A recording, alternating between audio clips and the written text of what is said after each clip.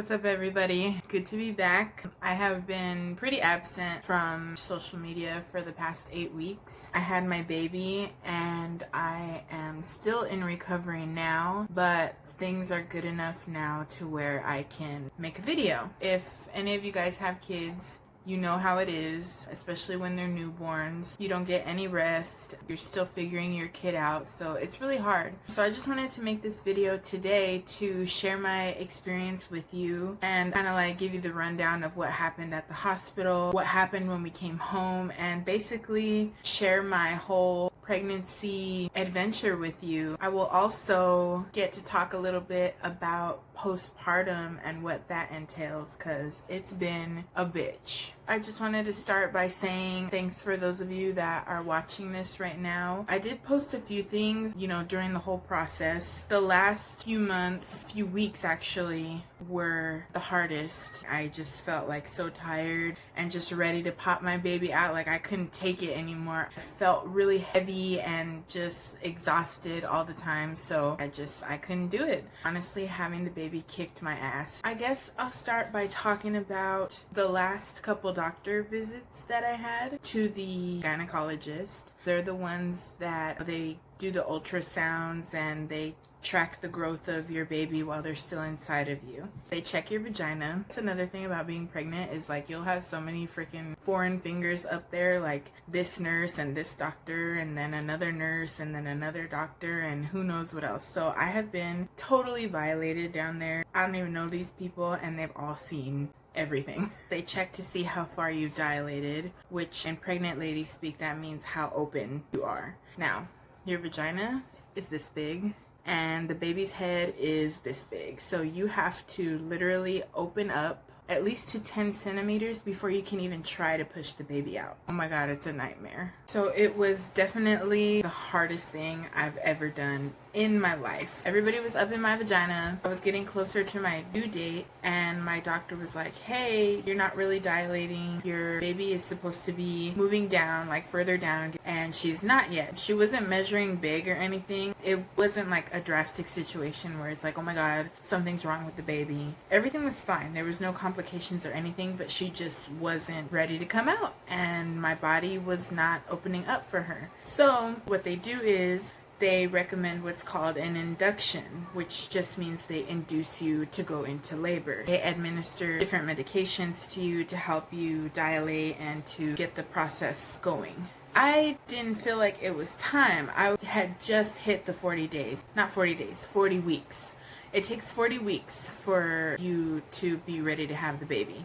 It was day 1 of week 40 and my doctor was like, oh, we want to induce you. I didn't really feel right about it. I felt like I should try to do this as naturally as possible. I didn't want to have a C-section. I didn't want to have anything go wrong, basically, and I was really nervous because it was my first time. I didn't know what they were going to do, and I had heard from different people that it was going to be really painful. I had all this anxiety built up in my head about what it was going to feel like and what was going to happen and if they could hurt my baby. So I really didn't want to be induced. The doctor, fortunately, was really nice. He was like, hey, if you're not comfortable, it's fine. We can wait 1 more week, but that's the furthest I'll let you go.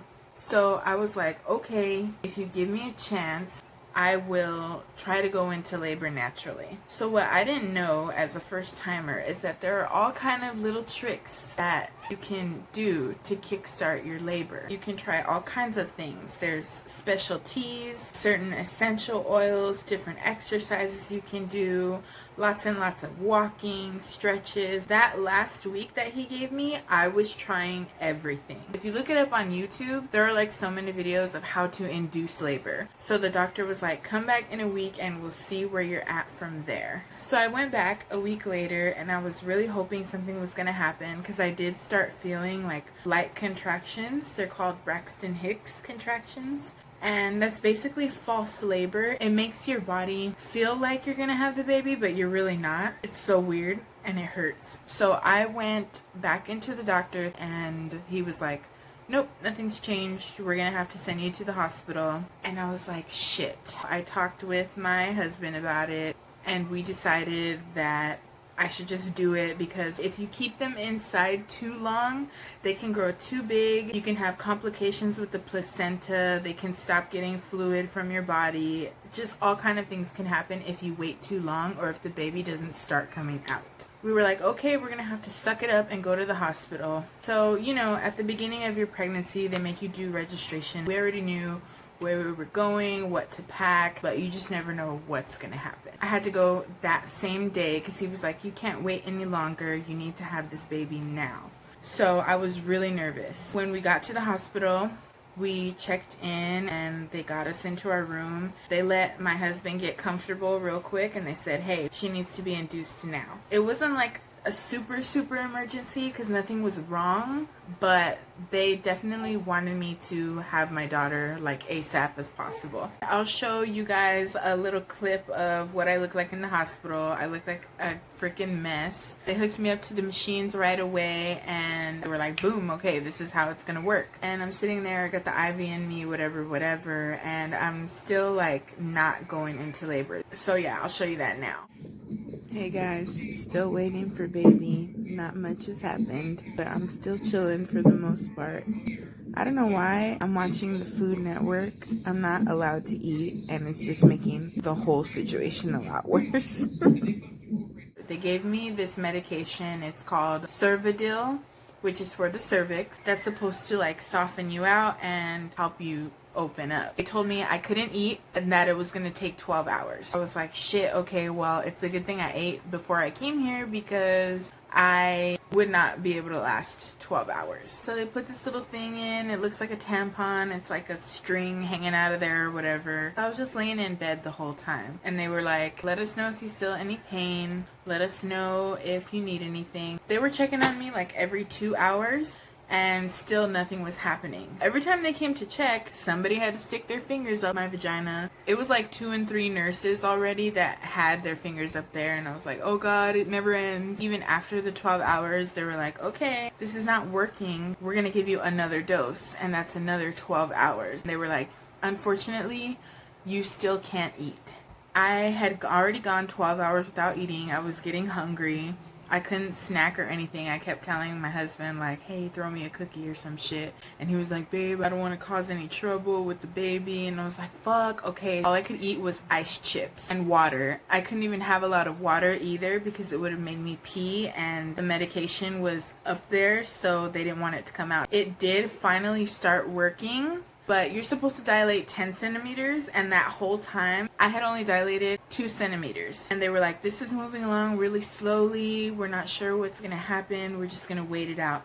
They were basically hinting that I might need a C-section, which I was really trying to avoid because the recovery time is worse than a natural birth. I didn't plan for one. I didn't know anything about C-sections. I was just so determined to have a natural birth. So then they call my doctor and they're like, okay, we're gonna see what the doctor says because nothing's happening here and we're a little worried about the baby. We just want to make sure she's gonna be okay. And he came in and he was like, well, everything seems to be fine. The baby's not at risk, but you're still not dilating, so we want you to start thinking about the C-section. You guys talk about it amongst yourselves and let me know what you want to do. He could tell I was fed up and I was hungry and I was mad. He was like, we've been here 2.5 days and we could get this over with if you want to. So I was really tempted. I was panicking. I was like, babe, I really don't want to have a C-section. I called my mom on the phone. I was like, Mom, it's not working. I don't know what to do. So my mom is like, we gotta pray. We're gonna pray this baby out. I was like, God, please let this baby come naturally. I need you to perform a miracle right now. And so we waited. I was really scared and I was like still in pain. By that time, I was like, you know what? I need the epidural because this is hurting too much. And I'm like laying in the bed. I'm sweating. I wasn't comfortable. I was already tired. All these people had their fingers in me and I was just over it. And they had to come and put a big needle in my back. I had to like lean over in a certain position.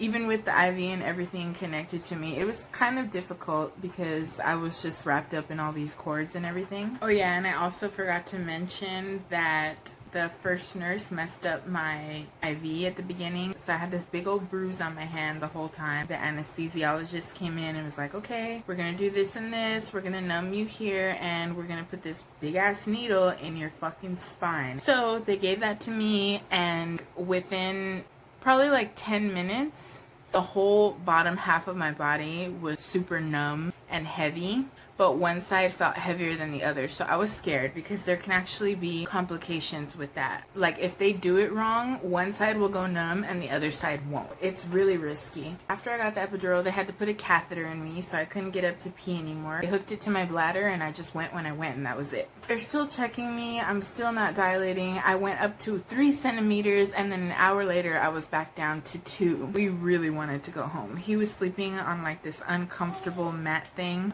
We were just both done with the hospital. Eventually, I was like, I'm starving, like I can't take this anymore. So I told the nurse, I'm really, really hungry and I don't know if I can take another day. I was crying. I was really upset. The epidural had made me feel so heavy that I couldn't even turn my body to get comfortable in bed anymore. And I was just not having it. I snapped at one of the nurses, which I didn't mean to. I apologized to her right after that. We took a breather and we were like, okay, something needs to happen. And the nurse was like, do you want me to bring you some food? I was like, oh my god, yes, please. So I had my first meal of the day. It was like some weird turkey quesadilla layered lasagna type of thing. I don't know what the hell it was, but it was pretty good. I had a full course meal and I was like, okay, I can do this. I've had some food.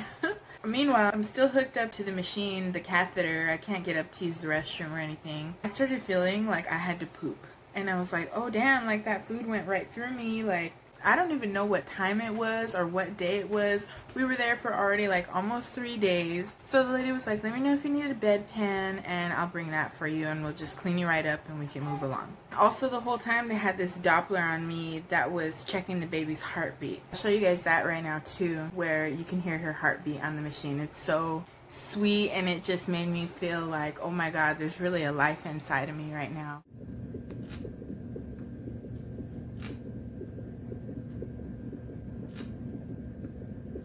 A few more hours passed and I looked over at my husband after a while and I was like, I need to take a shit, like really bad. Like I need to shit right now. Can you please call the nurse? Oh, and before that, I started feeling the numbness in my legs going away. So I didn't realize that the dumb nurse, before she left, she forgot to change the bag that was giving me the medicine and the epidural. So I kept pushing the button and not feeling the medicine working. So I was like, oh my god, I have to shit. I can feel the pain again. I can feel these contractions coming back. It was wild. I was like, babe, call the nurse. Like, I'm about to shit myself right now. So another lady came in and she was like, hey, we're just gonna check you again really quick before we bring the bedpan because we want to make sure your daughter's doing okay.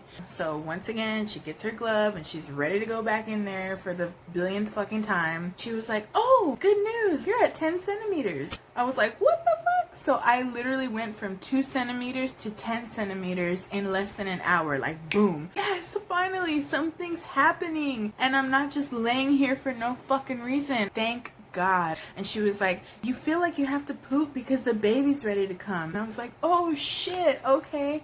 It felt like I had to take the biggest shit of my life. So I'm just right there with my legs up in front of everybody, like in panic mode, like, oh my god, I'm gonna poop, I'm gonna poop, I'm gonna poop.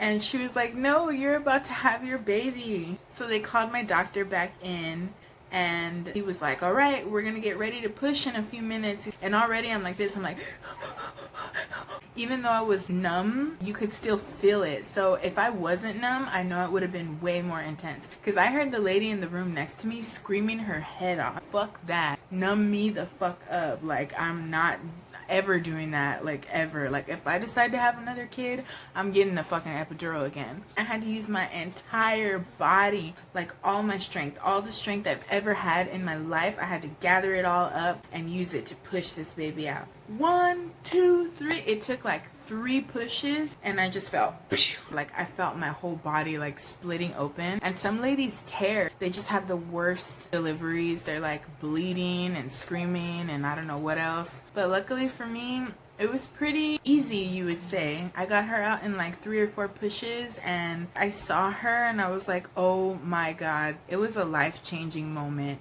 I couldn't even describe how I felt. I was just so amazed that I was meeting my baby for the first time. Giving life is so life-changing. I'm trying not to cry right now because I've never ever felt that way in my life. They put her on my chest right away. They put her on my boob actually so she could breastfeed, and I just felt so, I can't even explain it. It was breathtaking. And yeah, that's how I met the love of my life, my little Xena bear. It was crazy. I'm so glad everything worked out and she was perfect. 10 fingers, 10 toes, 6 pounds, 9 ounces, a tiny little skinny little thing. She was finally here. We went through 3 days of this shit. I was bleeding like crazy afterward. They make you go pee, and it was like the most painful piss I've ever taken in my life. And we could not sleep because we have this brand new baby in the room with us. The nurse was coming in and teaching us like how to feed her, how to burp her. We were like so amazed and also so paranoid because babies are so fragile. We were like in love and in shock, and you're feeling all these different emotions. When we brought her home and we finally had a baby in the crib, everything sunk in. Like, holy shit, this is it. Like, we have a kid now. You're scared and you're worried and you're anxious. My body was fucked up after because I just had so much pain. But I saw my baby and how she looked. Everything felt so worth it. And I love her so, so, so much. Like, I wouldn't trade anything in the whole world for her. Like, I honestly appreciate the experience. I would not take any of it back. I don't care how painful it was. I love her to death. She's my new motivation and my new little best friend. So I'm really excited to watch her grow and to just be the best mom that I know how to be. It gave me a whole new appreciation for my own mom. Like, damn. Also, the whole postpartum thing, like I was talking about, I did get depressed. It's been 8 weeks, almost 2 months now. And the first month especially, I was just like, oh my God, this is so hard. She was crying all the time, waking up every 2 hours to eat. And I don't blame the baby. Like, obviously that's their only way to communicate. They're so dependent on you. You are just so exhausted and you've just given up your whole life for them, basically. She needs me so much. I don't look at it as a burden. I look at it as a blessing. And I know that God gave me a child for a reason. That's how I look at it anyway. Postpartum depression was kicking my ass. Was just so fed up with everything. I was tired. Even now my body is never gonna be the same. I gained a lot of weight. I gained 40 pounds my entire pregnancy. I have back pain from the epidural. I still have to take pain meds. It sucks. It's like, damn, like you're just never gonna be the same person after giving birth. I got postpartum chills, which is where your body just shakes and shakes and shakes and you can't do anything about it. I went through so much. I'm still going through it right now, but I'm feeling a lot better than I did. It was a crazy journey. The craziest thing I've ever been through. But yeah, I'm not the same person that I was before I went into the hospital. All my priorities have changed. Everything I thought about being a parent and a mom, all of that has changed. I'm living it now. I'm experiencing it. If you have any questions, feel free to ask me. If any of my friends are expecting and could use some advice or a mom friend to talk to, I'm here. I just really wanted to share my experience with you so you guys know what was going on and where I was at. And thanks to you guys for checking in on me and all that. Sometimes you feel really alone. It feels like all of the weight is on your shoulders. It's tough, but it's so worth it. I'm just so blessed to be able to have this experience in my lifetime. So with that being said, I'm going to wrap it up. Signing off now. Let me know what you guys think, what you want me to do my next video on and stuff. Hopefully I'll see you back soon. Thanks. Bye.